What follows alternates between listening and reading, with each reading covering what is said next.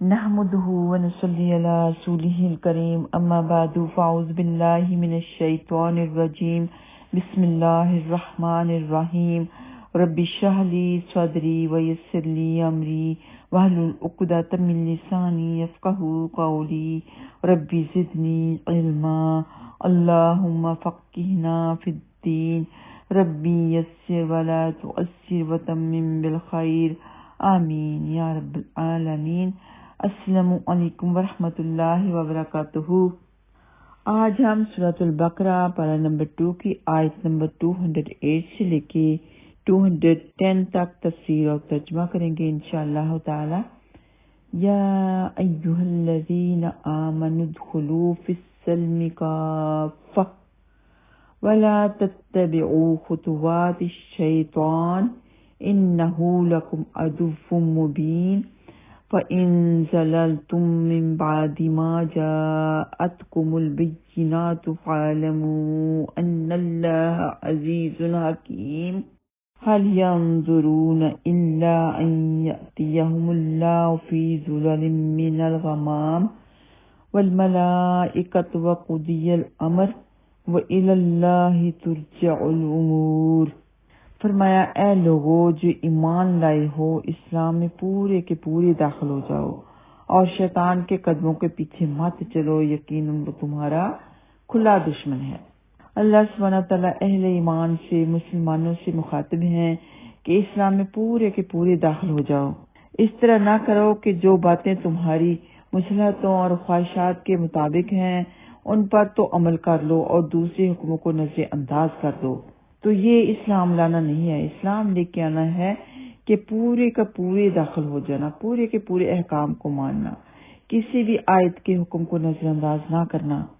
تمہارے ہاتھ، پاؤں، آنکھ، کان، ناک، دل اور دماغ سب کا سب دائرہ اسلام اور اطاعت الہی کے اندر داخل ہونا چاہیے۔ ہر حرکت سے پتہ ہونا چاہیے کہ تم مسلمان ہو، ایمان والے ہو۔ ایسا نہ ہو کہ ہاتھ پاؤں سے تو احکام اسلامیہ بجا لا رہے ہو، یعنی نماز پڑھ رہے ہو، زبان سے اللہ کا کلام پڑھ رہے ہو، لیکن دل اور دماغ اس پر مطمئن نہیں، یا دل و دماغ سے اس پر مطمئن ہو مگر ہاتھ پاؤں اور اعضاء اور آنکھ کان وغیرہ کا عمل اس سے باہر ہے۔ دل سے بھی ایمان لے کے آنا ہے، فزیکلی طور پہ بھی ایمان لے کے آنا ہے اور روحانی طور پہ بھی ایمان لے کے آنا ہے، اور قرآن پاک کے تمام احکام پر عمل کرنا ہے، احادیث پر عمل کرنا ہے۔ اس سے کہتے ہیں فی السلم کافہ، کہ اسی طرح جو دین تم چھوڑ کے آئے ہو اس کی باتیں اسلام میں شامل کرنے کی کوشش مت کرو۔ یعنی جب تم نے اسلام قبول نہیں کیا تھا اس میں جو باتیں تھیں، تمہارے عمل میں جو باتیں تھیں، وہ اسلام میں لے کے آنے کی کوشش مت کرو۔ شیطان کے قدموں کی پیروی مت کرو۔ ولا تتبعوا خطوات الشیطان، صرف اور صرف اسلام کو مکمل طور پر اپنا لو۔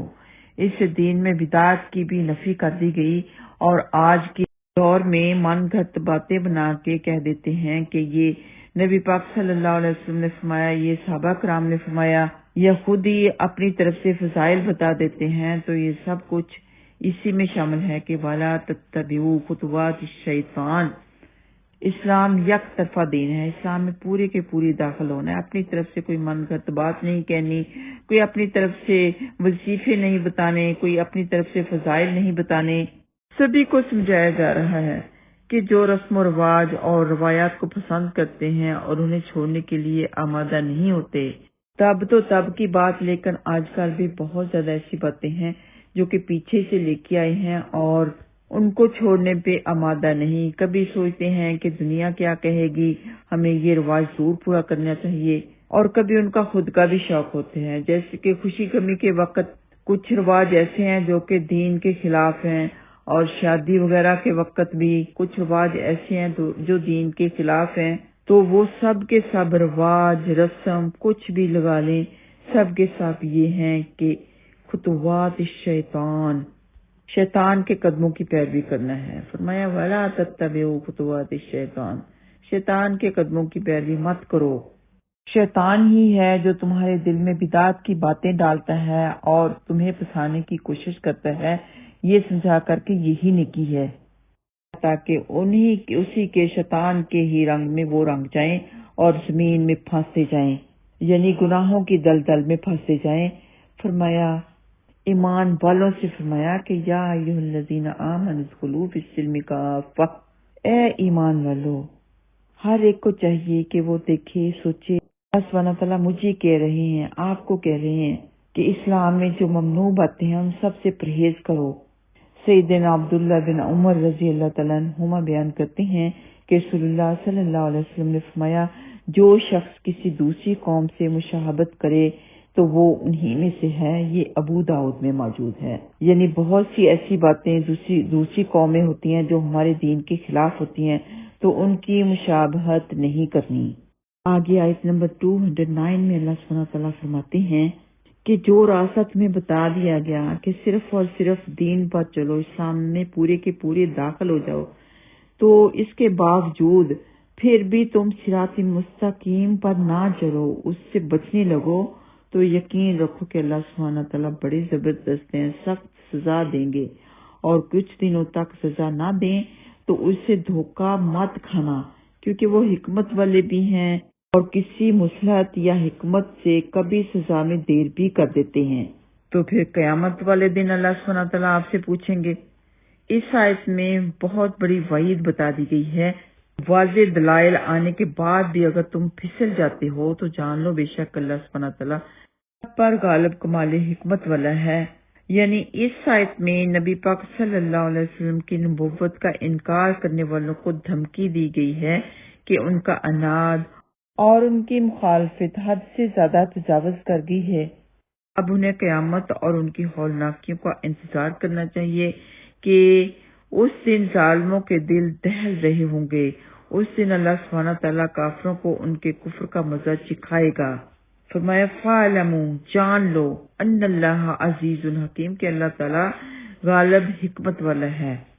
اچھا، ان دونوں صورتوں کا قریب قریب یہی ہے کہ احکام اسلام خواہ وہ کسی شبہ زندگی سے متعلق ہوں اور اعضائے ظاہری سے متعلق ہوں یا قلب اور باطن سے ان کا تعلق ہو، جب تک ان تمام احکام کو سچے دل سے قبول نہیں کرو گے مسلمان کہلانے کے مستحق نہیں ہوگے۔ اور یہ جو ابھی دوسری آیت گزری ہے، اس آیت کا شان نزول جو اوپر بیان ہوا ہے اس کا بھی حاصل یہی ہے کہ صرف اسلام ہی کی تعلیمات تمہارا مطمئ نظر ہونا چاہیے، اس کو پورا پورا اختیار کر لو تو تم صحیح مسلمان، صحیح ایمان والے ہوگے۔ اس میں لوگوں کے لیے بڑی تنبیہ ہے کہ جنہوں نے اسلام کو صرف مسجد اور عبادات کے ساتھ مخصوص کر رکھا ہے، معاملات اور معاشرت کے احکام کو گویا دین کا جز ہی نہیں سمجھتے، اصطلاحی دینداروں میں یہ غفلت عام ہے، حقوق اور معاملات اور خصوصاً حقوق معاشرت سے بالکل بیگانہ ہے۔ ایسے معلوم ہوتا ہے کہ ان کے احکام کو وہ اسلام کے احکام ہی یقین نہیں کرتے، نہ ان کے معلوم کرنے یا سیکھنے کا اہتمام کرتے ہیں اور نہ ہی ان پر عمل کرنے کا۔ نعوذ باللہ، اللہ سبحانہ تعالیٰ سب کو ہدایت دے۔ ایسی بات ہے کہ ہر ایک کی ایک فیملی ہے، وہاں پہ کچھ ایسے مسلمان ہیں جو پورے کے پورے اسلام میں داخل ہو چکے ہیں، لیکن کچھ ایسے ہیں کہ جو پورے کے پورے ابھی داخل نہیں ہوئے، ان میں کچھ بدعات باقی ہیں، تو آپ ان میں منوس ہو جاتی ہیں۔ کبھی کبھی ایسے ہوتا ہے کہ آپ کو ان میں شامل ہونا پڑتا ہے، تو اسی وقت آپ سوچ لیں کہ اللہ سبحانہ تعالیٰ نے فرمایا ہے اسلام میں داخل ہو جاؤ پورے کے پورے۔ آپ نے پرہیزگاری اختیار کرنی ہے، اپنی پوری کی پوری کوشش کرنی ہے کہ آپ بدعات کی باتوں سے دور رہیں۔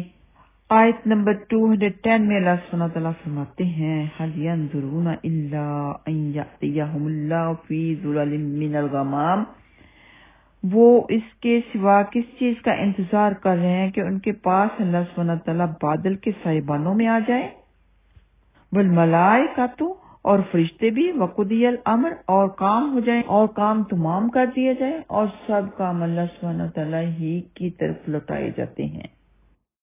اس آیت میں اللہ سبحانہ تعالیٰ کافروں کو دھمکا رہے ہیں کہ کیا انہیں قیامت ہی کا انتظار ہے جس دن حق کے ساتھ فیصلے ہو جائیں گے اور ہر شخص اپنے کیے کو بھگت لے گا۔ اللہ سبحانہ تعالیٰ نے اپنی کتابوں اور رسولوں کے ذریعے اسلام کے حق ہونے کی دلیلیں پیش کرنے میں کوئی کمی نہیں چھوڑی۔ اب اگر کوئی شخص حق واضح ہونے کے بعد بھی اس پر ایمان نہیں لاتا، پس معجزوں کا مطالبہ ہی کرتا چلا جاتا ہے، تو اسے جان لینا چاہیے کہ غیبی حقیقتیں ظاہر ہونے کے بعد ایمان لانے کا کوئی فائدہ نہیں ہوگا، کیونکہ پھر کسی کو ایمان لائے بغیر چارہ ہی نہیں ہوگا۔ تو کافروں کے لیے یہاں پر بہت بڑی دھمکی ہے کہ وہ کیا چاہتے ہیں، کیسے وہ یقین کریں گے۔ تو آیت میں یہی بات فرمائی کہ اتنے واضح دلائل کے بعد اب یہی باقی رہ جاتا ہے کہ ان کے پاس اللہ سبحانہ وتعالیٰ خود بادل کے سائبانوں میں آ جائے اور فرشتے بھی، مگر پھر تو کام تمام ہو چکا ہو، اور دنیا میں تو بظاہر کچھ اور لوگوں کے پاس بھی معاملات لے جائے جاتے ہیں، لیکن اس وقت سارے معاملات اکیلے اللہ کے سامنے پیش ہوں گے۔ اللہ فیصلہ کرے گا، صرف وہی حکم سنائے گا، کسی اور کا حکم، کسی اور کا فیصلہ نہیں ہوگا۔ قیامت کے دن اللہ سبحانہ تعالیٰ اور فرشتوں کے زمین پر اترنے کا ذکر اللہ سبحانہ تعالیٰ نے کئی مقامات پر کیا ہے۔ تمام صحابہ اور تابعین اللہ سبحانہ تعالیٰ کے نزول پر ایمان رکھتے ہیں کہ جس طرح اللہ سبحانہ تعالیٰ کی شان کے لائق ہے، وہ ہر رات آسمانی دنیا پر اترتا ہے۔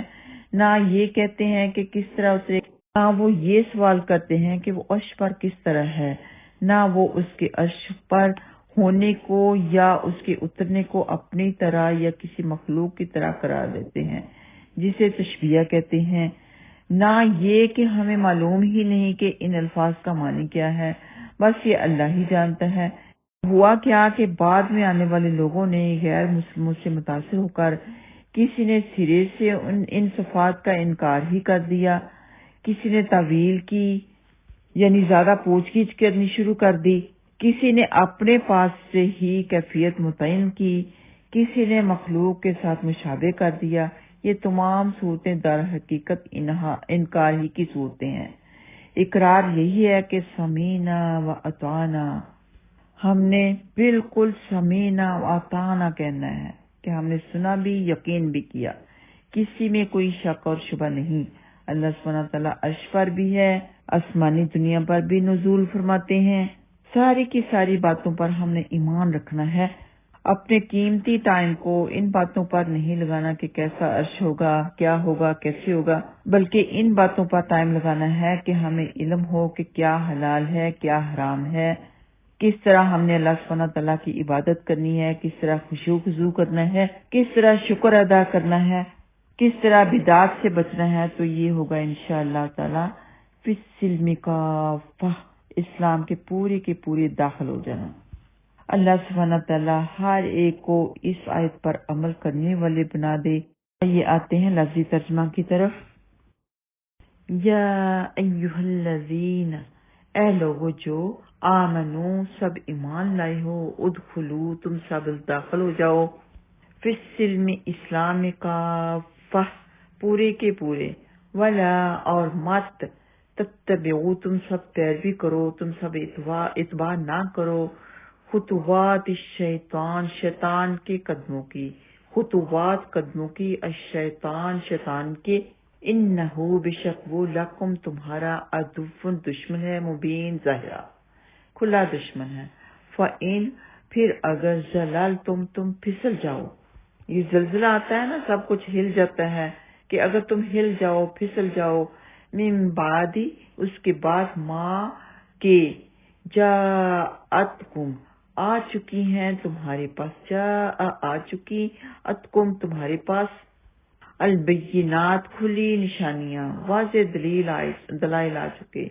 فَاعْلَمُوا تو تم سب جان لو، ان اللہ کے بے شک اللہ سبحانہ تعالیٰ عزیز غالب ہے، زبردست ہے، حکیم اور حکمت والا ہے۔